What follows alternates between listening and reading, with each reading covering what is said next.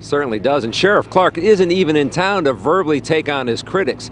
Instead, he's battling back with press releases. Sheriff Clarke admits his deputies did not provide the usual highway protection for the president's motorcade, claiming the county cut all funding for dignitary protection.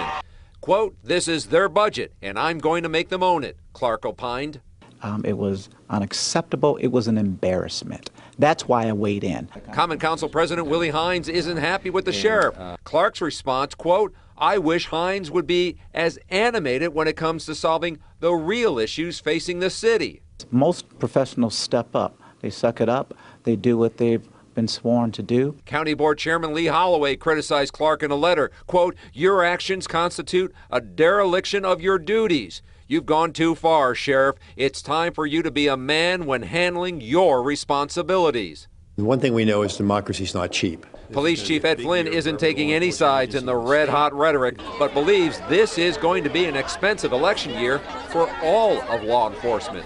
I think our goal is to figure out a way to work collaboratively to protect candidates, protect the right to vote, and to otherwise usefully make sure that the election cycle in Wisconsin goes off without incident.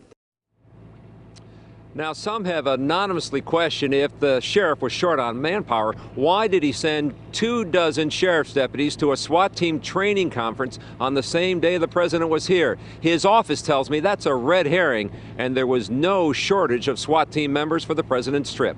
On your side, live in Wauwatosa, Charles Benson, today's TMJ4.